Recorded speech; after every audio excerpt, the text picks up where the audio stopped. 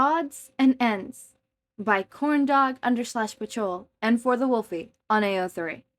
Chapter 10 Tormental Rain. His plan had to change. Seducing Hisashi to get what he wanted apparently wasn't an option, and he couldn't even win him over with his blood. So, that only left one last resort. Shouta would have to befriend Hisashi, and when the time came, he would have to tell him the truth. Or at least something close to it. The leech was his ticket to overhaul Sorare, one way or another. Shouta trailed back to his room for a nap, planning to give Hisashi a chance to relax before he re-attempted to pursue him, although he didn't bother to change out of his new, nice clothes. He looked at him in the mirror and scowled at his reflection. Shouta unbuttoned the top of his blouse, loosened his hair, and undid the bow tie around his neck, leaving it hanging open. There. That was better. However, he almost had a heart attack when he saw something else reflected in the mirror. On the bedside table sat a poorly made cat, with one button eye missing and several charred areas across its surface. He immediately turned to it, as if to ensure the reflection was real. There it sat, its oversized head tilting to the side. His thoughts raced. He'd kept the toy safely in his bag, so the Murray had been through his things. Shouta moved to the toy and did his best not to think about it as he hid it in the top drawer on the bedside table. If it was out of sight, then it was out of mind. Everything was silent as he held the drawer shut, as if he was waiting for some sort of tug-of-war with the doll. Nothing happened. He sighed and slumped on the bed. If he hadn't been exhausted before, then he certainly was now. His nice clothes, now wrinkled, as he curled up on the sheets, turning his back to the bedside table. Despite Shouta's efforts, however, he couldn't fall asleep. His chest felt too tight and his mouth was bitter. Instead, he watched the sun outside, and once he judged enough hours had passed, he began his hunt for the blood leech. Hisashi wasn't too difficult to find, thanks to the skilled sound of soft instruments that trailed through the hallways. He reached the music room, but hesitated before he took the handle door. The music was extraordinary, and he almost didn't want to interrupt it. Before he had a chance to do anything else, however, he was the one to be interrupted. "Hey!" Shouta released the handle, as if it had burned him, and looked up. He must have looked like a guilty child with their hands deep in a cookie jar. The one who called out to him was the chauffeur/gardener, Obero. As he approached, the vampire's hair fiddled and shifted around his head, an amalgamation of black, blue, white, and purple. "I heard you wanted to help out in our gardens." Obero grinned, but his fangs were drawn back, so they only resembled slightly larger canines. "I'd appreciate your help." Shouta almost rejected him, but he paused before he gave an answer. These other vampires were kind of like family to Hisashi, so if Shouta helped them, it would improve his standing with him as well. "I might be a bit rusty," he said honestly. It had been a long time since he tended a garden. "It's like riding a bicycle. Once you learn, it's always with you." Obero clapped him on the back, and it took all of Shota's willpower not to pull him into a headlock. Once that was out of the way, the leech led him out of the back door and into well, it was too overcast for any sun. In fact, it looked like it would rain soon. Shouta grimaced. Storm was approaching. That would mean an entire night without sleep. "Is there any point in watering plants?" Shouta asked as they headed towards the veggie patch. "We're not watering them," Obero said as he showed him a small pile of straight cylinder sticks. "Some of the plants are growing to the side due to the winds. We just gotta tie the stems to these so they grow up big and strong." Shouta nodded. It seemed easy enough. He rolled up his sleeves and took a handful of sticks along with a ball of rough string and sat beside some of the lopsided plants. "So, what do you think of the mayor life so far?" asked Obero as he found his own part of the garden to fix up. "It's fine. he said gently, letting his body shift into the automatic movements of tying knots around the green stems. Everyone's very attentive. Well, we are all very excited to have you here, and I am super appreciative of all the help. Just for the record, don't feel pressured at all to help me in the gardens if you're not up for it. It's fine, Shouta said, earning a snort. You really like saying that, Obero pointed out, and Shouta flinched. But I really do appreciate the help, and Hisashi really taken a shining to you. How was the party? Shouta asked, swapping the topic. The food was good, he said eagerly. Like, there was so much chocolate. Shouta turned his head a little. Chocolate. It had been a long, long time since he had chocolate. I bet it was nice. Yeah. Hey, if you ever want to go somewhere, just let me know. You're a guest here, not a prisoner. Shouta nodded. Do you have a family? He turned his attention back to the plants as he moved to a different stem. However, he wasn't sure about what he should answer, so he just quickly murmured, I don't know. If his tone had been lighter, he had managed Obero would have laughed to the answer, but instead, he went quiet. Well, there's lots of places you might want to go, Obero settled on, not questioning his answer. Like the market? If there's anything in particular you want for an upcoming dinner, you can also let me know and I can try to make it. Thank you. Shouta continued to tie the strings around the stems, and the conversation descended into silence. However, before the talk could resume, the sky flashed white, and after a short delay came the rumble of thunder. As Shouta looked up at the gathering clouds, the rain started. It was an immediate torment, with very little segue, but he felt the urge to finish up on the last two plants so that they'd be more protected by the wind. Mostly, however, it was just so he didn't have to think about the twisting stomach as the rain ran down his face.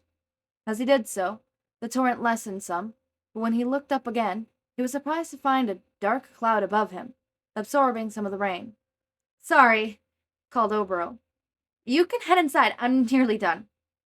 1 minute, Shouta said as he moved on to the final plant. He didn't even realize how muddy the dirt had become around him, nor how much he had leaned into the tying of the cords. Soon, however, he finished and pulled away at around the same time as Obero. Thanks a ton, he said eagerly, and thumped him on the back again. Let's head inside and dry up. The cloud managed to keep some of the rain off of them as it followed their movements, although they were still soaked completely through the entire time they ran and entered the house. They've only gotten a few paces when Shouta stopped. Wait, we're tracking in mud. They left a few splatters across the wooden floors, but thankfully he had noticed before reaching the carpet, although only then did Shouta realize how ruined his outfit was. His blouse was soaked through with muddy water, while his pants had thick grass stains. A button was missing from his waistcoat, probably lost somewhere during the torrent. Wow. Hisashi was going to kill him when he saw how badly he ruined his expensive outfit. Obero! Gasped a voice, and when they looked up, they saw Nomuri standing in the middle of the hallway, feather, duster in hand. You're wet! She was in front of them in moments, checking them over. You'll both catch colds. It's just a bit of water, Shouta said, hoping she hadn't noticed his ruined clothes. You stay here, she said firmly. I'll go get you guys some towels. Don't move. Nomuri made a gesture like she was angrily watching them and hurried off to get some towels. Obero giggled dreamily. Worth it. Hisashi's gonna kill me. Shouta mumbled, and before Obero could comment, they heard 2 sets of footprints gaining on them. Nomuri appeared with towels and a frowning Hizashi Yamada at her side.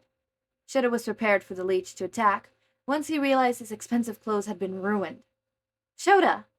Hisashi hurried to him, and with that pace, he was in front of him in moments. Shouta stepped back, but something was flung over his face. The Slayer panicked and forcefully grabbed Hisashi's wrist. He only stopped himself from breaking the bones underneath the skin when he realized what had been wrapped around him was a towel. Shouta instantly released him, and Hisashi rubbed the sore wrist while looking more embarrassed than pained. "You're soaked through," Hisashi said, not commenting on his wrist. "It will get a coat if you don't dry off." Shouta felt caught. Wasn't it obvious how he ruined his clothes were? "Sorry about the clothes," Shouta said as he started to dry himself with a towel, his cheeks warm with shame. Hisashi shook his head. "Don't worry about it. You got more, and I'm sure they'll be fine after a few washes. May I?" He held up another towel and gestured towards Shota's face. Why was he more concerned about drying him? It didn't make any sense unless, despite being a vampire, Hisashi was actually a decent, considerate person. Shouta didn't let himself believe it wasn't entirely an act, but for the first time since he'd been there, he let his scarf fall just a little as he nodded his head.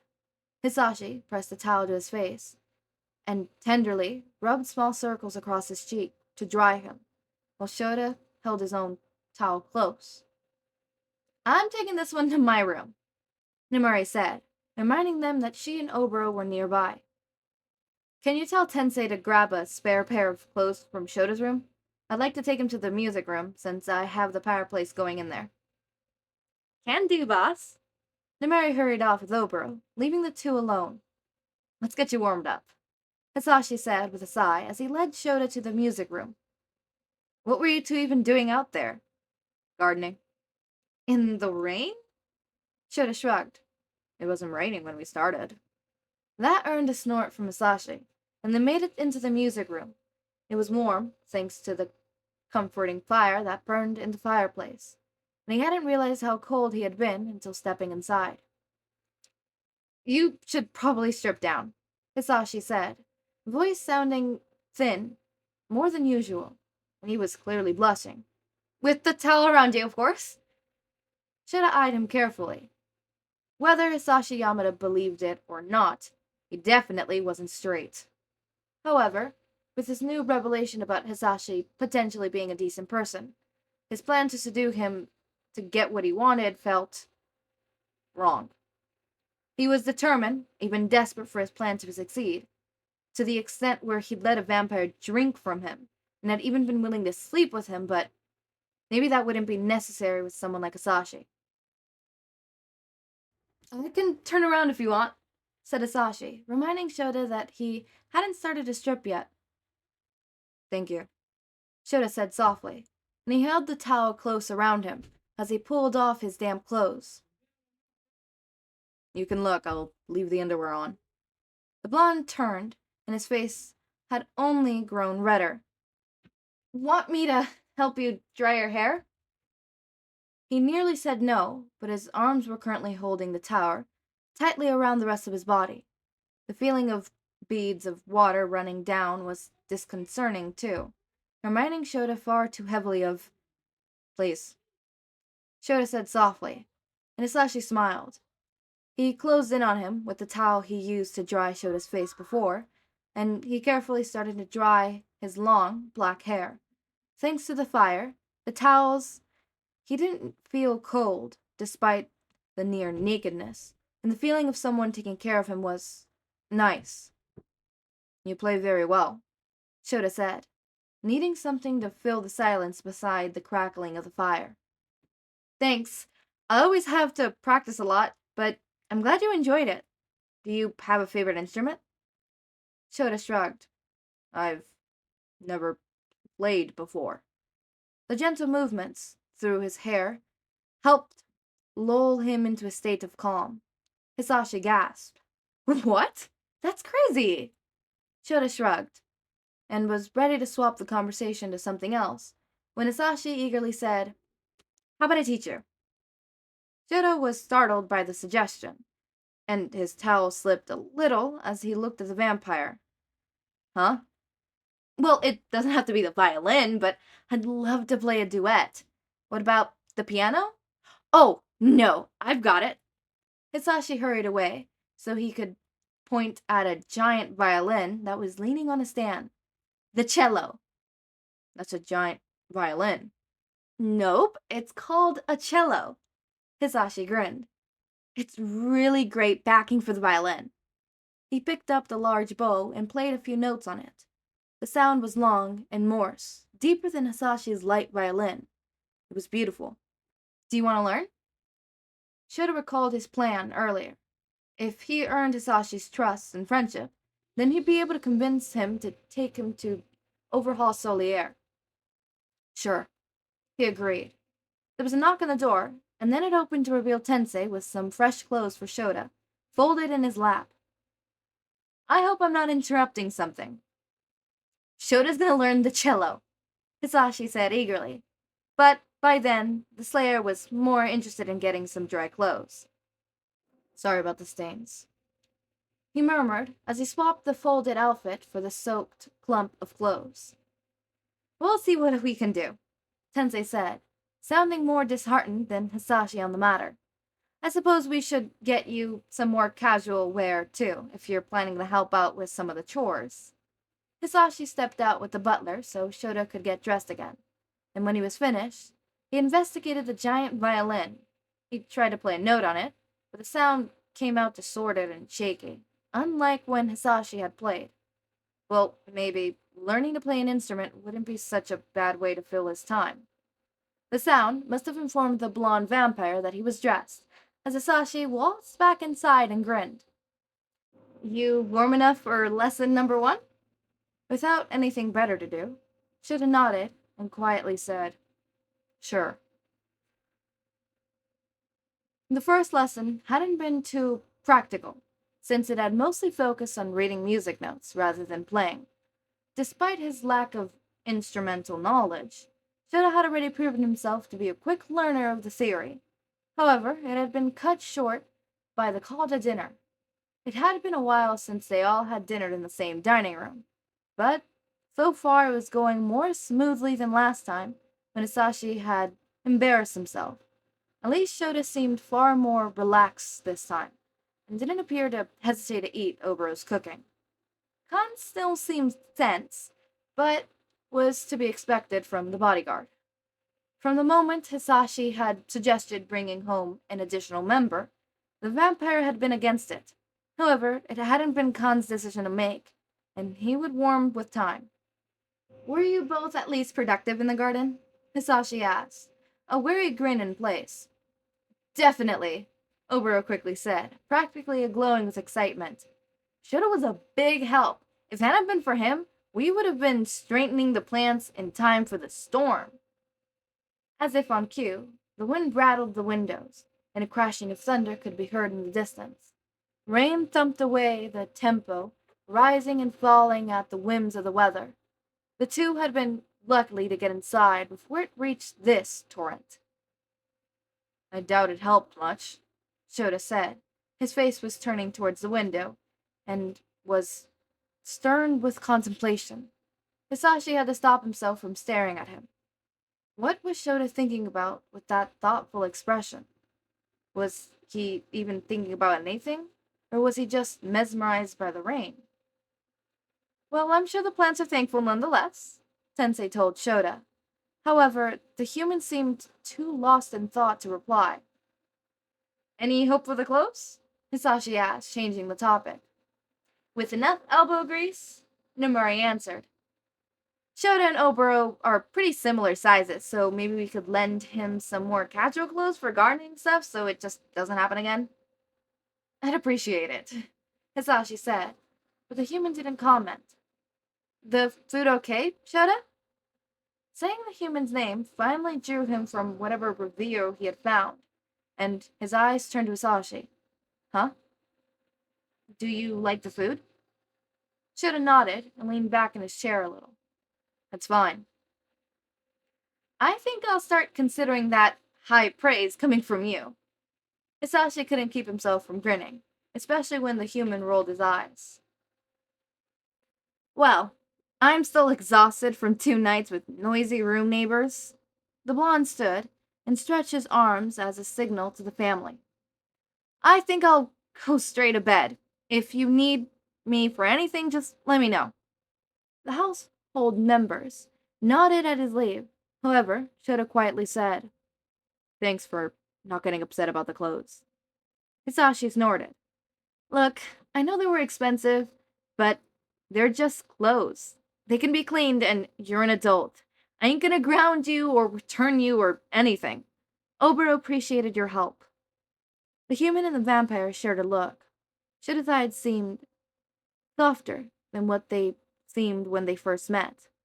Maybe the doorknob was warming up to them as well.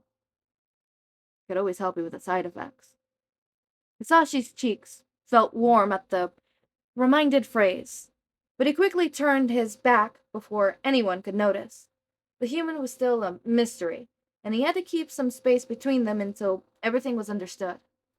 "Well," Hisashi hurriedly added, "good night." He beelined for his bedroom without a glance back, and only relaxed when he was alone inside. His cheeks felt warm, his chest felt tight, and he recalled the sight of Shouta sitting before the fireplace in the music room, his hair so damp that it clung to his face. He refused to read into anything, though.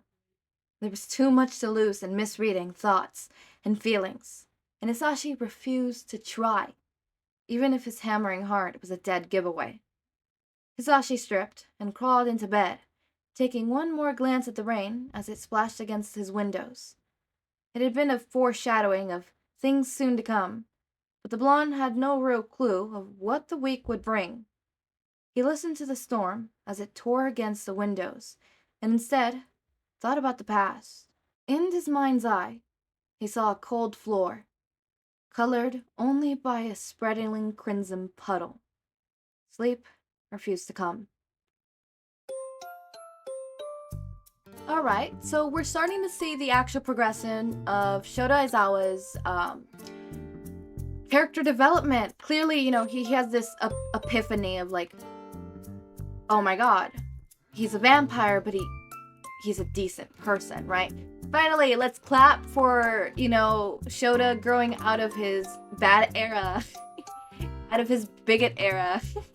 But no, yeah, he's also slowly starting to trust, right?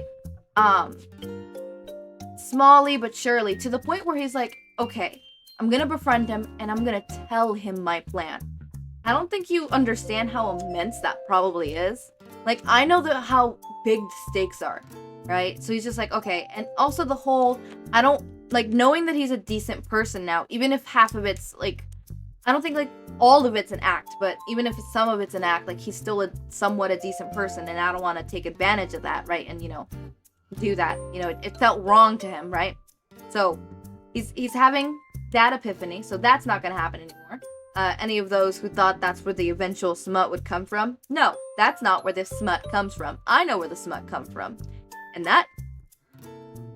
Okay, anyways, moving on.